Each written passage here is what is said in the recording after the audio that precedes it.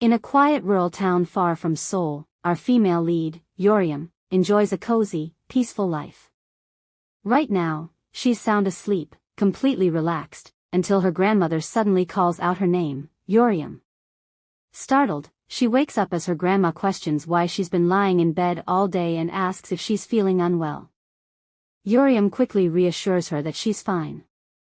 In fact, she says she's feeling more energetic just from eating grandma's home-cooked meals and getting lots of rest.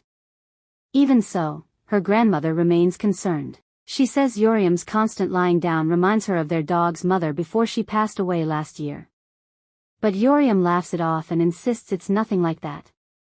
She explains that, up until recently, her life has been anything but restful. After failing her exams, she spent a whole year shut away in a tiny student room, and every single day back then felt like torture. But now, being in the countryside, her skin is glowing again and her cheeks are full. Life finally feels good.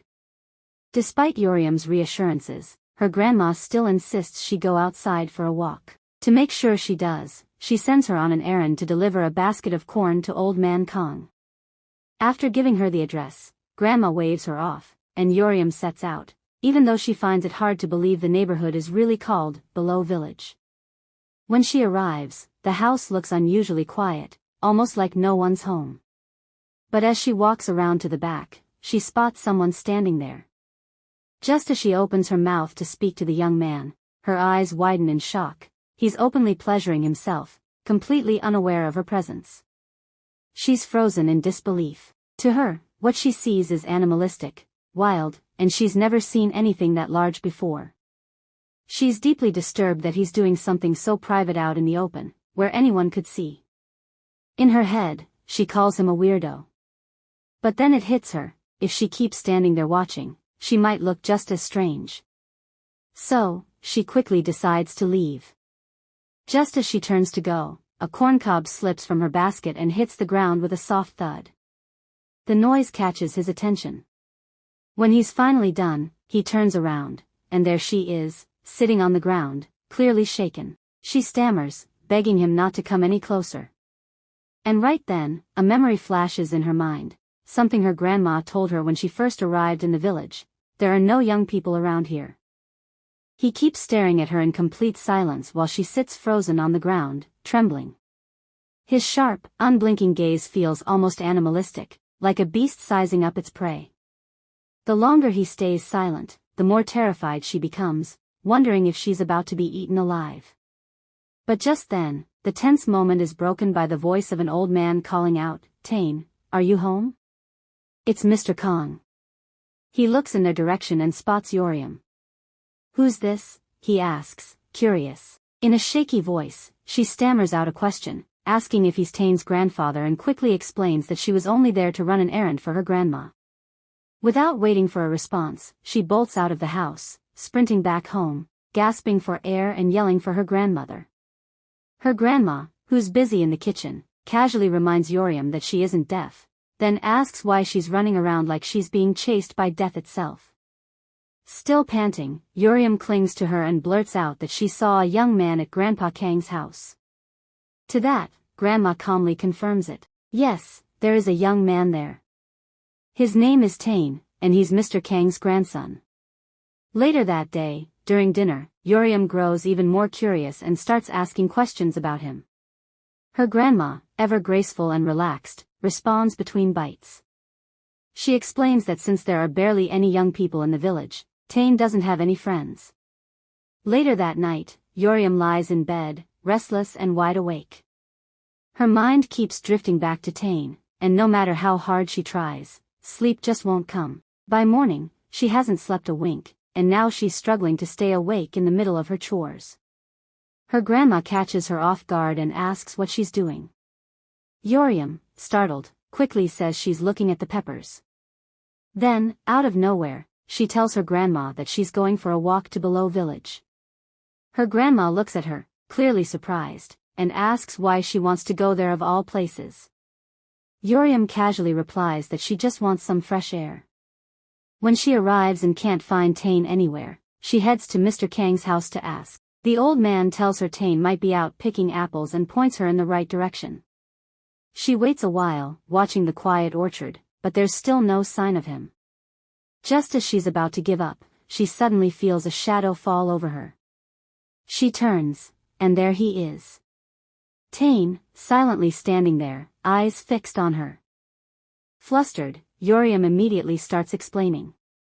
She says she came to apologize for what happened the day before. But to her shock, he doesn't say a word.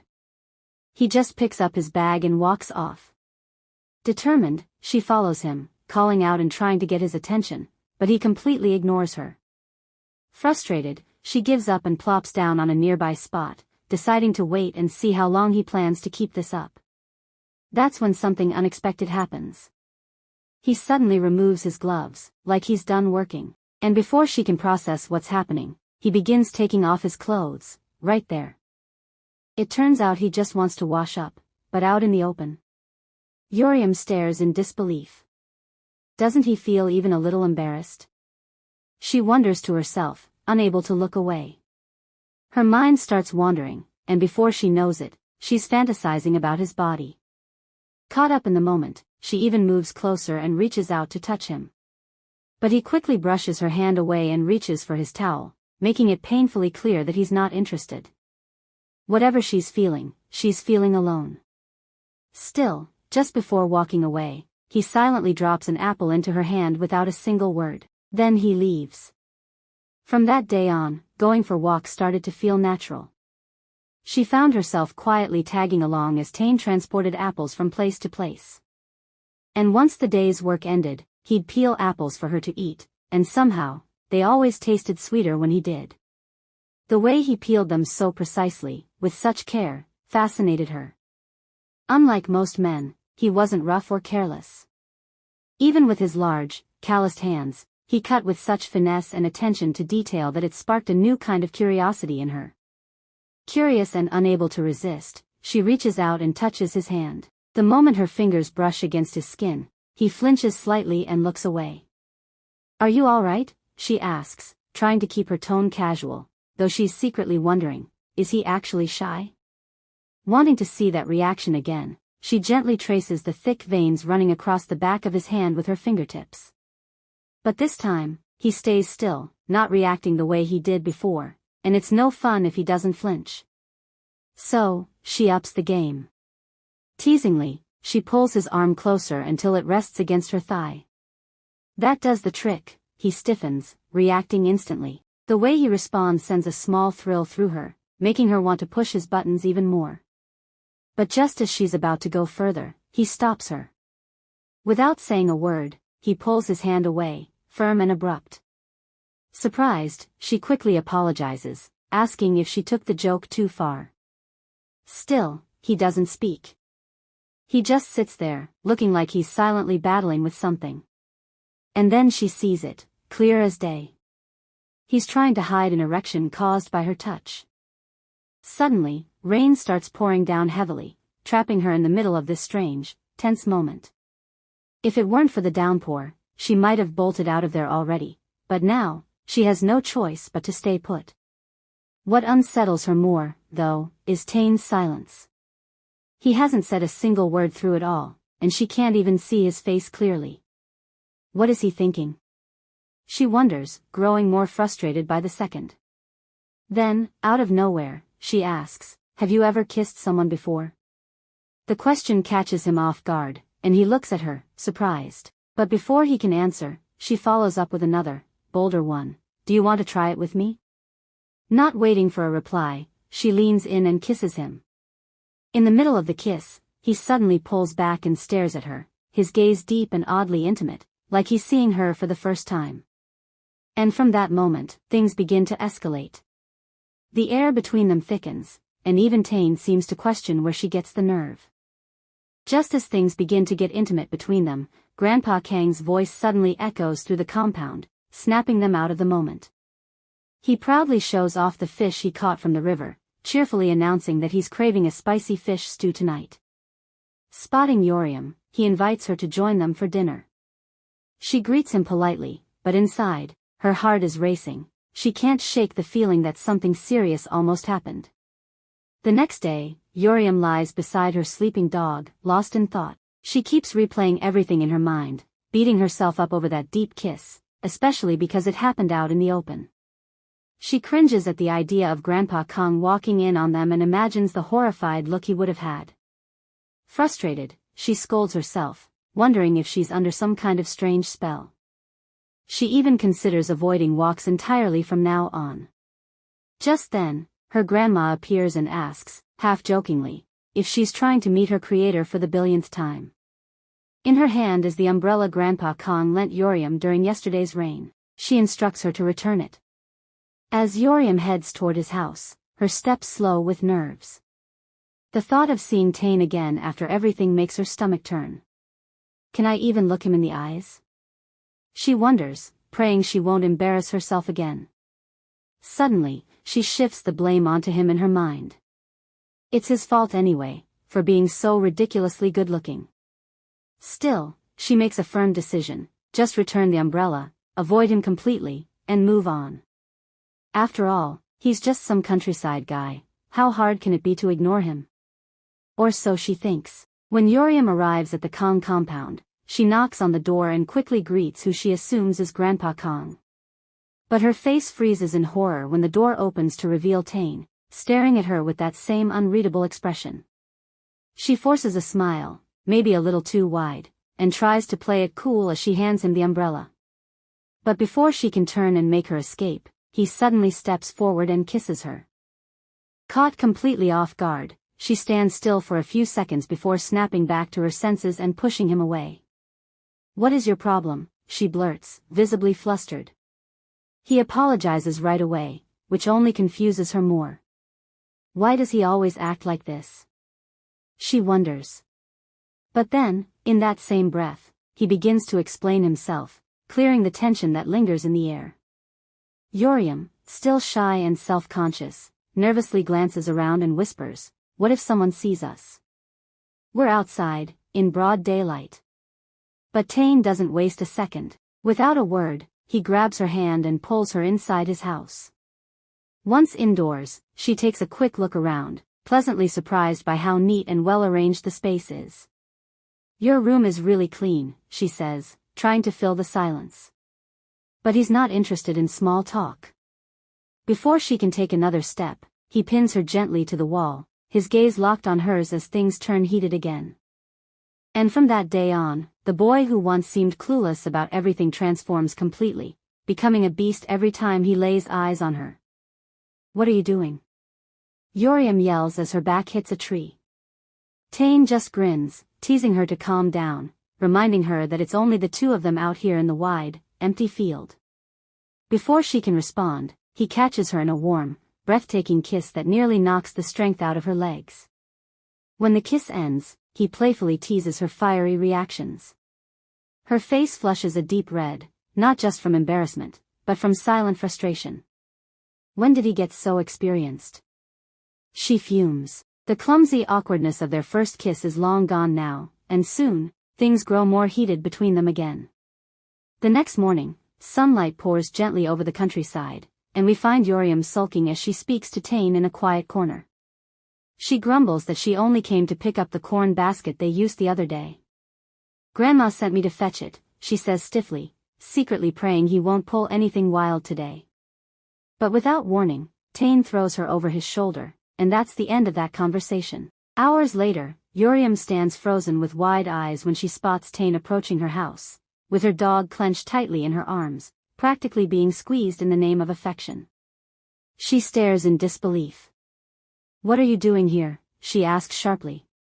"I came to hang out," he replies, calm as ever. Too good to be true, she thinks, immediately accusing him of only coming over to get intimate again.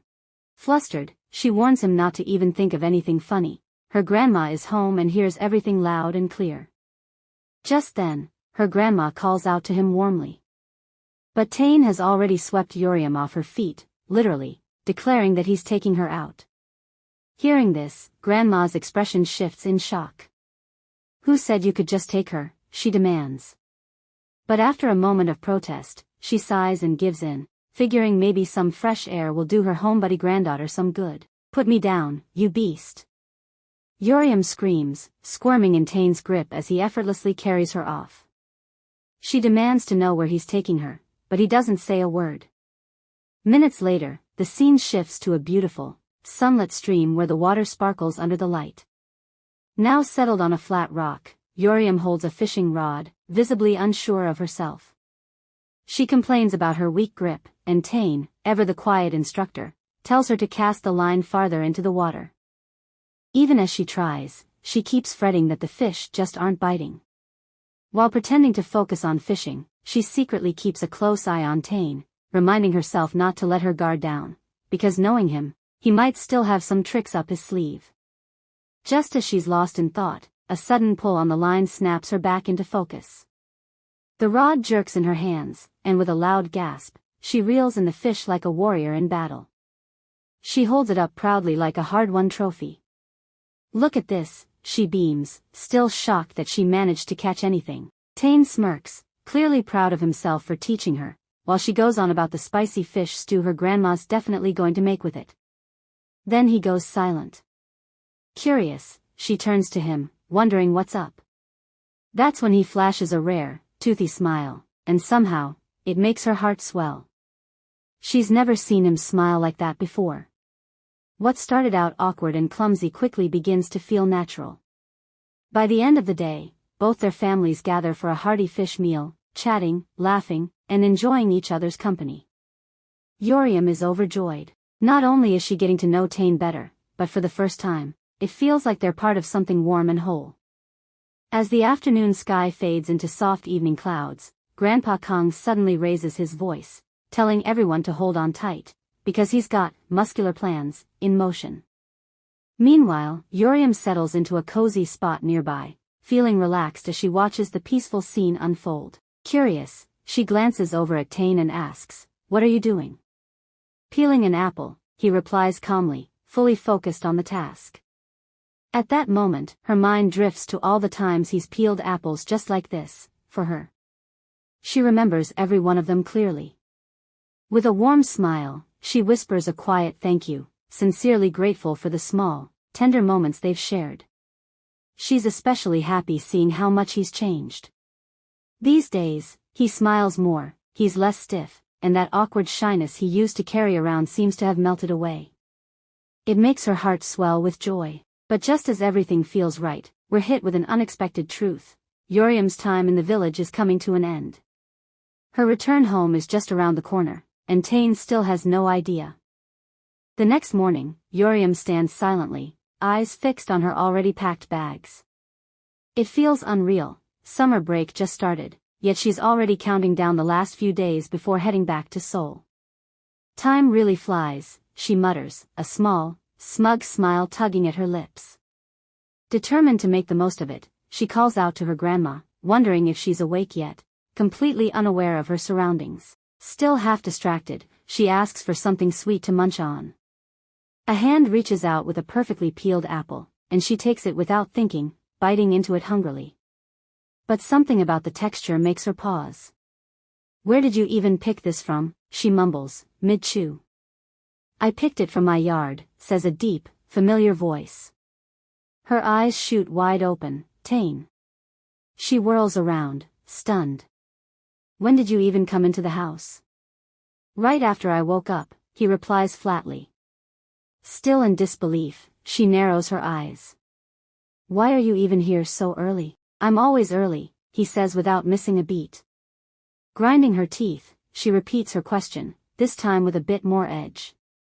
"No, seriously, why are you at my house this early?" He inches closer to her, close enough that she can feel the tension buzzing in the air. "Am I not allowed to visit anymore?" he asks, his voice low, unreadable. Her eyes widen again. He's been acting weird.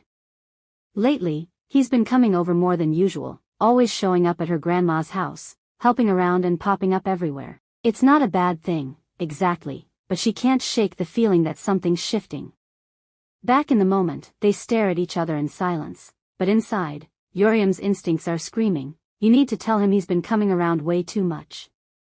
Jolting upright, Yoriam shoves him away with a glare. "You're so annoying, first thing in the morning, seriously," she snaps. Is this your house? Trying to calm her down, Tane casually reaches for her hand and interlocks their fingers. All right, he says with a small smile, I'll start coming after lunch then. But Yoriam only grows more irritated. That's not the point, she argues, her voice rising. What started as a minor complaint quickly turns into a petty back and forth, both refusing to back down. Completely fed up, Yoriam storms out the door, not even sure where she's headed. Tane calls out, asking where she's going, but she ignores him completely. Minutes later, we find her sitting in the toilet, sulking and smacking her forehead in frustration. Why did I just run off like that? She scolds herself. She thinks back to how she froze when he locked their fingers, how easily he throws her off balance. It only makes her feel worse. A rush of memories floods in, the time they've spent together, the little moments they've shared. And yet, she still can't understand why he always shows up like he owns the place. It's like he thinks this is his grandma's house too or something. Sighing heavily, she finally lets herself cool down, even comparing him, ridiculously, to a lost little chick looking for his mom.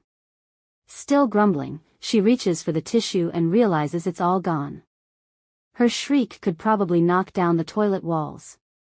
Where's the tissue? A hand calmly slides a roll under the door. It's him. Absolutely livid now, she snatches it and shouts, "Why are you following me everywhere?" Voice trembling and nearly on the verge of tears, she yells, "Why won't you just stop this nasty habit? Just leave me alone already." In the next scene, a stone suddenly flies out of nowhere and hits Tane on the head, making him flinch in pain. Out of the blue, his summer fling storms up to him, full of rage, yelling at him for following her to the bathroom and accusing him of having no sense of boundaries. Then, a thought strikes her, sending a chill down her spine. She begins to wonder aloud if he's acting this way because of what she said earlier, or if he's just been hanging around, waiting for the right moment. Meanwhile, Tane gets flustered and blurts out how he's been waiting for her to come by his neighborhood. Since she hasn't shown up, he came looking for her instead. Still upset, she says he's making her feel uncomfortable, prompting him to quickly apologize. She waves it off like it's not a big deal and playfully suggests he help her with her laundry instead. Later that evening, Tane takes a nap, worn out from the day's stress. While he sleeps, Yoriam gently covers him with a sheet, quietly thankful for everything he's done. Her thoughts drift back to their earlier conversation about going to Seoul.